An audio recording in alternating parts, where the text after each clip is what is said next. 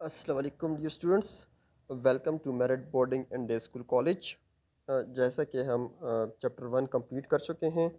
आज हम review exercise के जो पिछ लास्ट लेक्चर में हम रिव्यू एक्सरसाइज के भी एमसीक्यूज़ और ब्लैंक्स भी कर चुके हैं। आज जो कुछ क्वेश्चंस हैं उनमें से मैं कुछ क्वेश्चन मैं करा देता हूँ। एक दो का अगर रह जाते हैं रिमेनिंग पार्ट्स तो वो आपके लिए होमवर्क होंगे। रिव्यू एक्सरसाइज में अमूमन वो क्वेश्चंस होते हैं जो अपने पूरे चैप्टर में मेन मेन कंसेप्ट पढ़े होते हैं। उनमें से कुछ क्वेश्चन जो हैं वो सॉल्व करने होते हैं। लाइक हमने यूनियन का कंसेप्ट भी पढ़ा है, इंटरसेक्शन का कंसेप्ट भी पढ़ा है, डी मॉर्गन लॉ भी पढ़ा है, union commutative property of union भी पढ़ी है, डिस्ट्रीब्यूटिव प्रॉपर्टी ऑफ यूनियन और intersections, associative property of union and intersections, ये सब कुछ हम पढ़ चुके हैं। इन सब के क्वेश्चंस भी सॉल्व कर चुके हैं, इन सब पे हम प्रॉब्लम्स भी सॉल्व कर चुके हैं, इन सब के एग्जांपल्स भी कर चुके हैं। बस रिव्यू एक्सरसाइज में कुछ एक्स्ट्रा क्वेश्चंस होते हैं जो आप क्वेश्चन बाकी जो एक्सरसाइजेज हैं उससे हट के कुछ एक्स्ट्रा क्वेश्चंस होते हैं ताकि आपकी प्रैक्टिस हो जाए। वैसे अगर मैं ना भी करवाऊँ तब भी आप इसको कर सकते हैं, लेकिन चूँकि आपकी फर्स्ट एक्सरसाइज है तो मैं कुछ क्वेश्चन जो है वो मैं कर लेता हूँ। लेकिन नेक्स्ट टाइम फिर ये होगा कि अगर कोई डिफ़िकल्ट क्वेश्चन हुआ तो वो मैं सॉल्व करूँगा, अदरवाइज़ रिव्यू एक्सरसाइज के जितने भी क्वेश्चन होंगे वो फिर आप लोग खुद सॉल्व करेंगे। सो क्वेश्चन 3 से लेकर मेरे ख्याल में मैं तकरीबन क्वेश्चन नंबर 3 से लेकर 3 4 5 6 आई थिंक इतने ही क्वेश्चन हैं। कन्फर्म इट 8 तक हैं, 3 से लेकर 8 तक। तो थर्ड क्वेश्चन थोड़ा सा लेंथी है। फोर्थ क्वेश्चन में सिर्फ इंटरसेक्शन और यूनियन है, A union B intersection B, वो आप आराम से कर सकते हैं। फिफ्थ क्वेश्चन में आपने A union B equals to B union A means commutative property of union और commutative property of intersection prove करनी है, वो भी आप कर सकते हैं। सिक्स क्वेश्चन में आपके पास एसोसिएटिव की प्रॉपर्टी है, वो भी आप कर सकते हैं। सेवन्थ क्वेश्चन में डिमॉर्गन लॉ है, तो एक पार्ट मैं करूँगा और एक आप लोगों के लिए छोड़ दूंगा। 8 क्वेश्चन में अगेन हमारे पास वेन डायग्राम आ जाती है, तो उसमें 4 पार्ट्स हैं, तो दो पार्ट्स मैं कर लेता हूँ और 2 पार्ट्स फिर आप लोग खुद कर लेंगे। ओके, सो स्टार्ट करते हैं फर्स्ट क्वेश्चन से। लाइक थर्ड क्वेश्चन से पहला फर्स्ट क्वेश्चन हमारे पास ब्लैंक्स था और सेकंड क्वेश्चन हमारे पास, इफ़ यू रिमेंबर, हमारे पास मल्टीपल चॉइस क्वेश्चंस थे। थर्ड क्वेश्चन में हमें 3 सेट्स गिवन हैं, set A, set B and set C, और वो कह रहा है कि आप डिस्ट्रीब्यूटिव प्रॉपर्टी ऑफ यूनियन और इंटरसेक्शन पार्ट फर्स्ट में ये प्रूव करनी है और सेकंड पार्ट में डिस्ट्रीब्यूटिव प्रॉपर्टी ऑफ इंटरसेक्शन और यूनियन ये प्रॉपर्टी जो है वो प्रूव करनी है। तो मैं स्टार्ट करता हूँ। मैं प्रूव कर लेता हूँ फर्स्ट वन को, A union B intersection C equal to this. तो बेटा जब भी हम प्रॉपर्टीज़ को प्रूव करते हैं तो हम बार बार ये चीज़ पढ़ चुके हैं कि जब भी अपने प्रॉपर्टी को प्रूव करना हो तो आपने उसके लेफ्ट हैंड साइड को भी सॉल्व करना है एंड देन उसके राइट हैंड साइड को भी सॉल्व करना है। अगर लेफ्ट हैंड साइड को सॉल्व करने के बाद, फुल सॉल्व करने के बाद वो इक्वल हो जाए, जो राइट हैंड साइड पे आपने सॉल्व किया है उसकी इक्वल हो जाता है, तो आपके पास हम कह सकते हैं कि लेफ़्ट और राइट इक्वल हैं और दोनों जो एक्सप्रेशंस हैं वो आपस में इक्वल हैं, या आपको जो गिवन प्रॉपर्टी है या गिवन फार्मूला है या गिवन एक्सपेंशन है दैट इज़ ट्रू और दिस इज़ वेरीफाइड या वो शो हो चुकी है। सो बढ़ते हैं अब अपने प्रूफ की तरफ और टेकिंग लेफ्ट हैंड साइड। तो अगर मैं लेफ्ट हैंड साइड देखूं तो लेफ्ट हैंड साइड में हमारे पास है A union B intersection C. बेटे जब हम लेफ्ट हैंड साइड को सॉल्व करेंगे तो ऐसा भी कर सकते हैं कि इसको एज अ होल इकट्ठा लेकर चलें, लेकिन मैं इसको step by step solve out करूँगा। स्टेप बाय स्टेप का मतलब है कि पहले मैं ब्रैकेट को सॉल्व करूँगा और ब्रैकेट में है आपके पास बी इंटरसेक्शन सी, मींस पहले हम बी और सी का इंटरसेक्शन फाइंड करेंगे एंड देन उससे जो भी रिजल्ट आएगा बी और सी के इंटरसेक्शन से उसका हम ए के साथ यूनियन ले लेंगे। तो पहले हम फाइंड करते हैं, first we will find the B intersection C. तो बी इंटरसेक्शन सी कैसे फाइंड करते हैं? बी सेट पे लिख लेंगे, इंटरसेक्शन सी सेट पे लिख लेंगे। अब बेटा इंटरसेक्शन में होता क्या है, बेसिकली जो दोनों सेट में कॉमन एलिमेंट्स होते हैं या कॉमन एंट्रीज होते हैं वो इनके आंसर में लेके जाती हैं। तो अगर बेटा मैं इन दोनों सेट्स को देखूं तो सी इस सेट में है, बी में इसमें नहीं है, तो सी नहीं हो सकता common. Same cases for D, D इस सेट में है, इस सेट में नहीं है, तो डी भी कॉमन नहीं है, तो ये इंटरसेक्शन में नहीं आएगा। ई एफ यहाँ पे भी है, यहाँ पे भी है। इट मीन्स आपका जो ई और एफ दो एलिमेंट्स या एंट्रीज जो हैं ये दोनों सेट्स में शामिल हैं या दोनों सेट इसको कैरी कर रही हैं, दोनों इसको कंटेन कर रही हैं। सो ई एफ आपके जो कॉमन होगा इंटरसेक्शन सेट होगा उसमें आ जाएगा। So B intersection C will be equals to E F. तो ये हमारे पास बी इंटरसेक्शन सी सॉल्व हो गया है। मींस आप जब लेफ्ट हैंड साइड को सॉल्व कर रहे हैं उसमें आपने ब्रैकेट को सॉल्व कर लिया है। अब इस बी इंटरसेक्शन सी का जो रिजल्ट आया है that is set E F, इसका अपने यूनियन लेना है सेट ए के साथ। और सेट ए के एलिमेंट्स हैं ए बी सी डी ई। तो आप A union B intersection C लिख लेंगे। सेट ए यूनियन और बी इंटरसेक्शन सी का जो आंसर आया हुआ है। अब बेटा यूनियन में ऐसा होता है कि यूनियन में वो सारे एलिमेंट आते हैं, चाहे वो ए में हो बी में ना हो, या वो बी में हो ए में ना हो। अगर कॉमन है वो तो आएंगी ही आएंगे, लेकिन अगर कोई कॉमन नहीं है, कुछ एलिमेंट ए में एक्स्ट्रा हैं कुछ एलिमेंट बी में एक्स्ट्रा हैं, तो वो दोनों भी इसमें आ जाते हैं। तो हमारे पास जब इसका मैं यूनियन लूँगा तो ए भी आ जाएगा, बी भी आ जाएगा, सी भी आ जाएगा, डी भी आ जाएगा, ई भी आ जाएगा और यहाँ से एफ भी आ जाएगा। सो ये जो आपके पास इक्वेशन 1 जिसको मैंने नाम दिया हुआ है, this is your left hand side का जो फाइनल आंसर आया है वो इसकी इक्वल है। इसको आप अपने बॉक्स के अंदर बंद कर दें। अब बढ़ते हैं अपने राइट हैंड साइड की तरफ, एंड दिस इज़ और राइट हैंड साइड।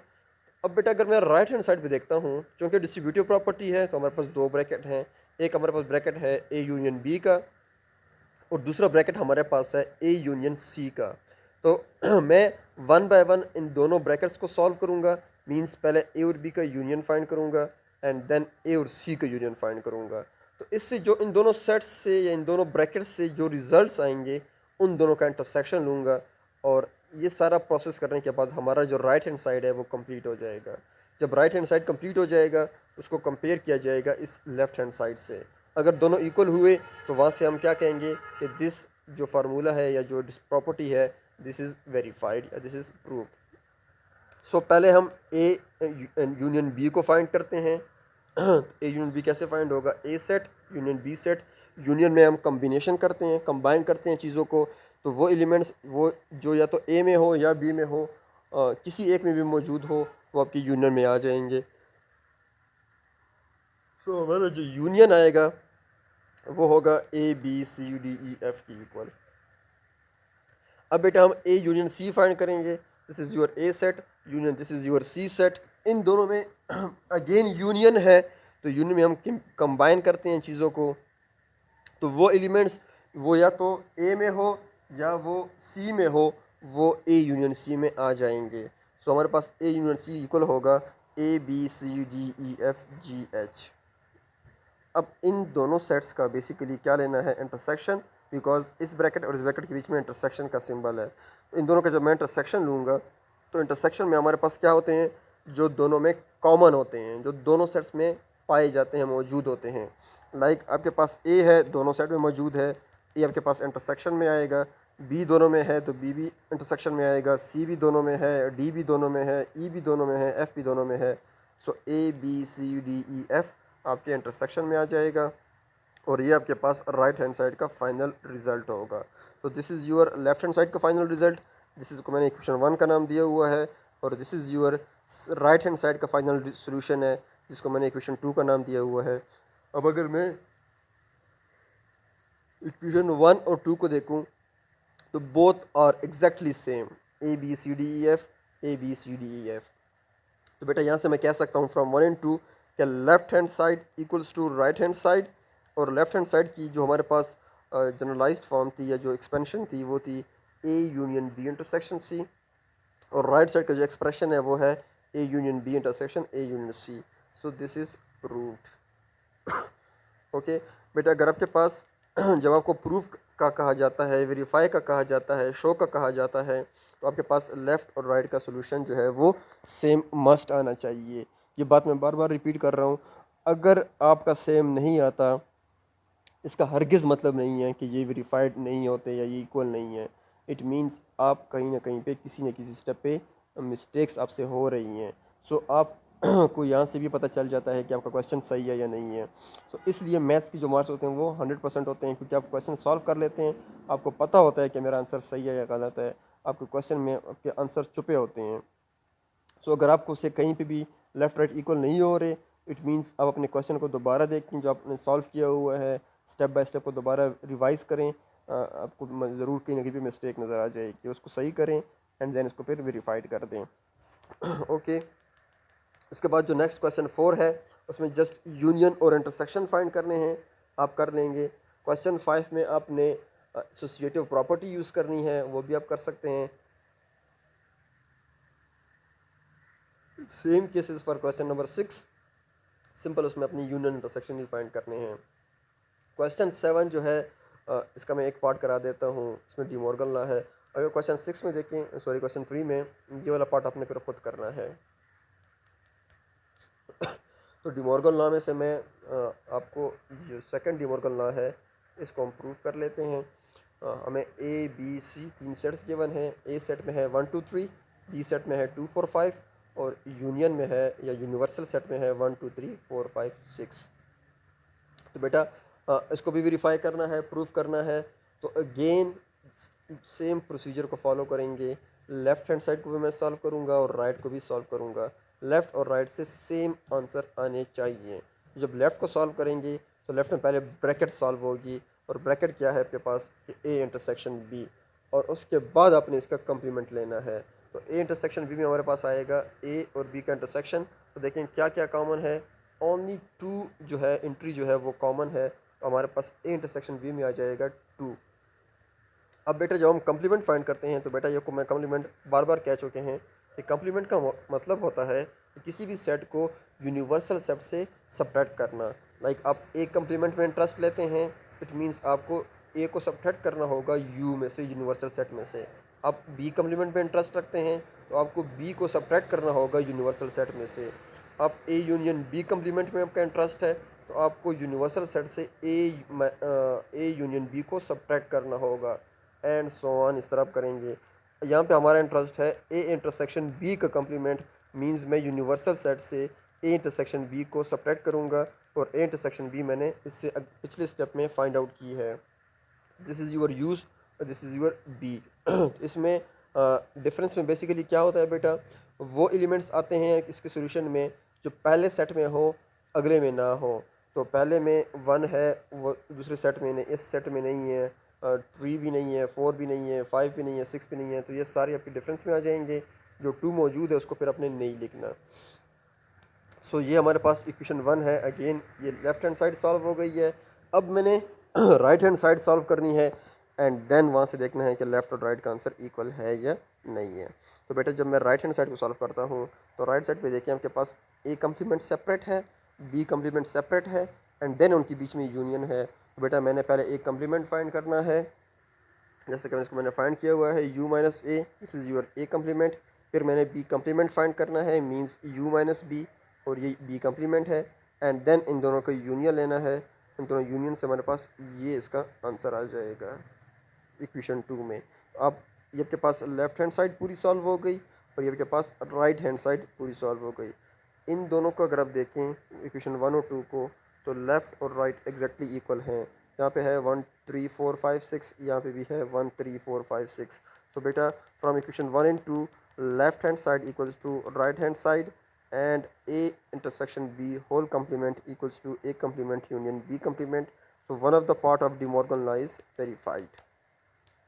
अब बेटा जो लास्ट क्वेश्चन है इसमें टोटल 4 पार्ट्स हैं। 2 पार्ट्स जो है वो मैंने सॉल्व किए हैं।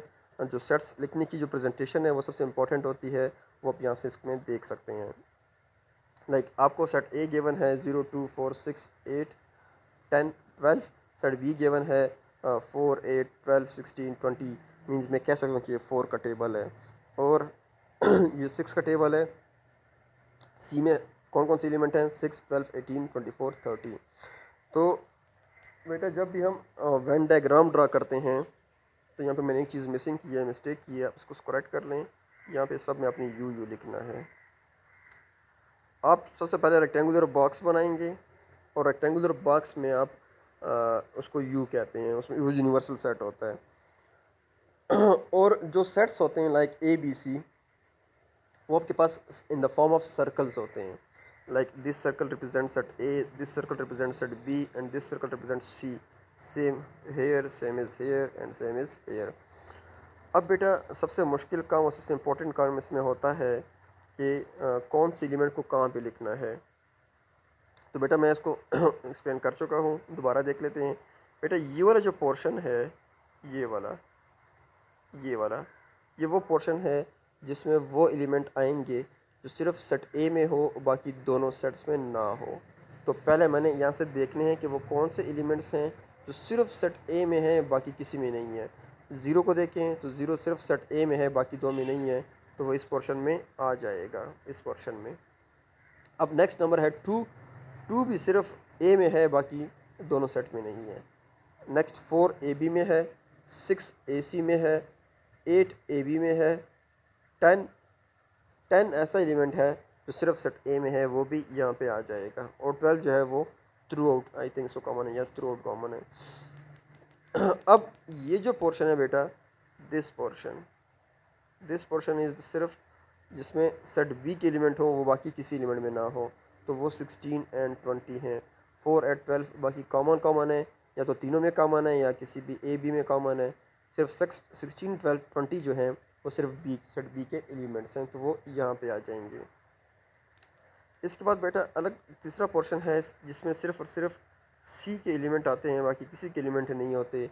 एंड वो एलिमेंट हैं 18 24 और 30। वो इसलिए ये हैं क्योंकि ये 20 पे स्टॉप हो जाता है और ये 12 पे स्टॉप हो जाता है। सो ये 18 24 30 ऐसे एलिमेंट्स हैं जो सिर्फ और सिर्फ सेट सी में हैं, तो वो इस पोर्शन में आ जाएंगे। अब बेटा कुछ जो पोर्शंस हैं वो कॉमन पोर्शंस हैं।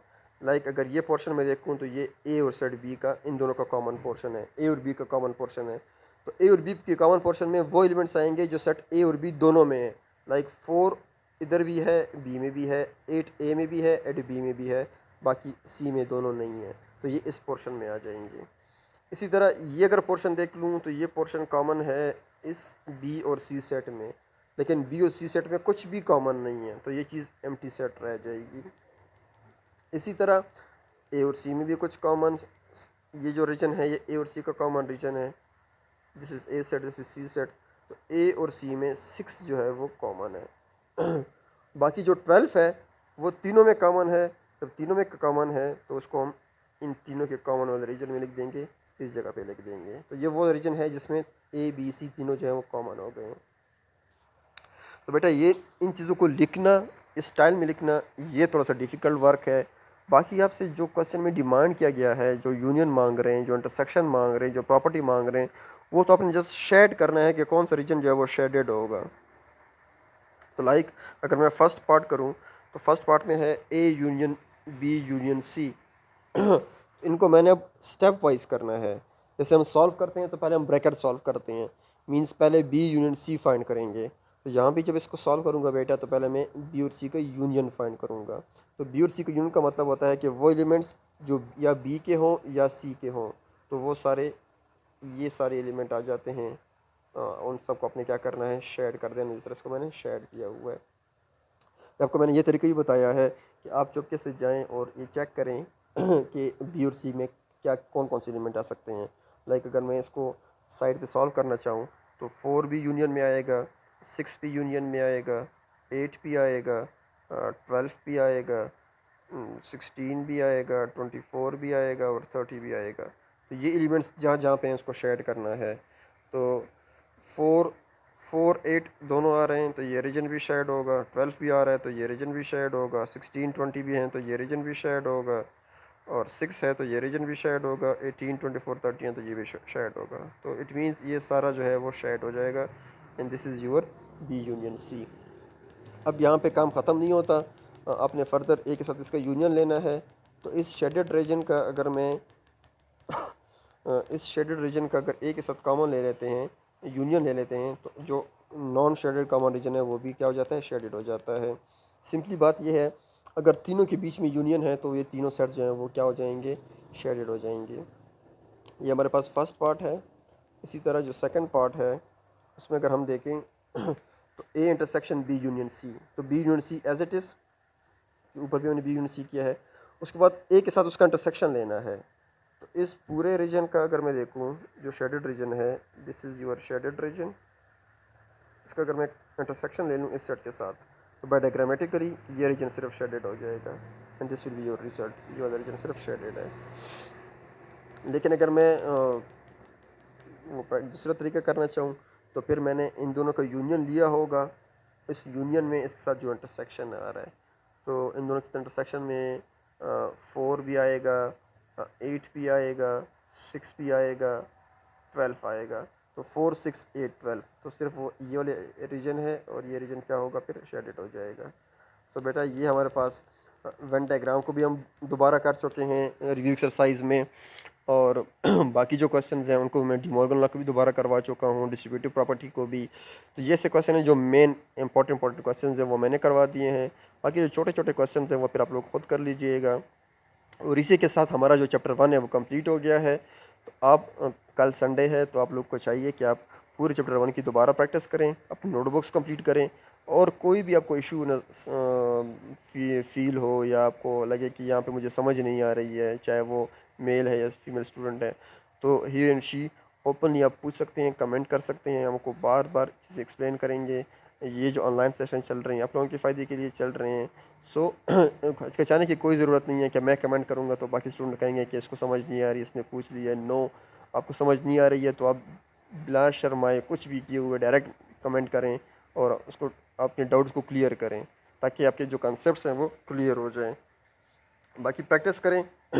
मैथमेटिक्स में जितनी आप प्रैक्टिस करेंगे उतनी आपकी मैथमेटिक्स जो है वो स्ट्रांग हो जाएगी। और बाकी जो चीज़ों का है वो पिक किया करें।